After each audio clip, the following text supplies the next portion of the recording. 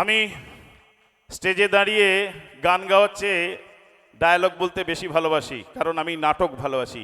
তো এই নাটকের কথা বলতে গিয়ে একটা অনেক দিনের পুরনো কথা মনে পড়ে গেল। তখন আমি কলকাতায় থাকতাম, ভবানীপুরে। তো আজ থেকে প্রায় 26-27 বছর আগেকার ঘটনা।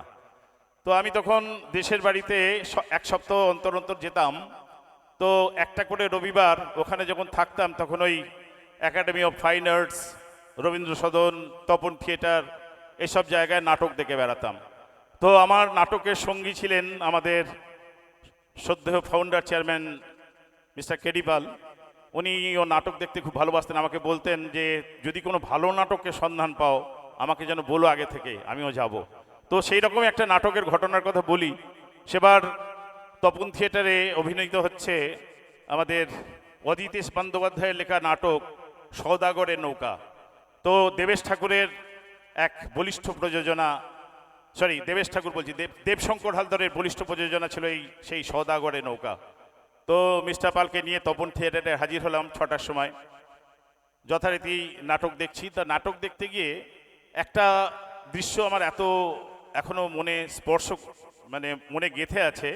দৃশ্যটা এরকম, নাটকটার ঘটনাটা ছিল একজন প্রাক্তন অভিনেতা ছোটবেলা থেকে অভিনয় করে বিভিন্ন গ্রামে গঞ্জে নাটক করে বেড়ায়, যাত্রা করে বেড়ায়, পালাগান করে বেড়ায়।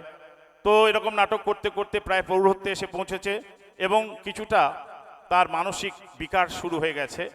তো তার ছেলে এই সব পছন্দ করতো না। ছেলে মাঝে মাঝেই বাবাকে প্রচণ্ড বকাবকি করতো। তো একদিন এরকম বাবাকে পাগল টাগল বলে একদিন চড় মেরে দিয়েছিল। তো সেই দেবশঙ্কর হালদার সেই নাটকটি করছিলেন। তো দেবশঙ্কর হালদার এসে, মানে প্রসন্ন এসে ঘরে চেয়ারে একটা বসেছেন, পাশে স্ত্রী এসে বসে, স্ত্রী বুঝতে পেরেছেন উনি খুব মর্মাহত।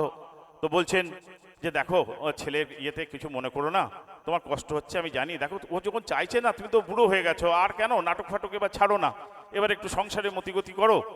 তো সেই সময় দেবশঙ্কর হালদার মানে প্রসন্ন হঠাৎ ঘরের মধ্যে একটা ভাঙা আলমারি ছিল, সেই আলমারিটা খুলে একটা সেই আগেকার দিনে রাজাদের যে পোশাক, সেই পোশাকটা পরে মাথায় একটা তাজ বা উসনিস টাইপের পরে নিয়ে হঠাৎ একটা ডায়ালগ বললেন।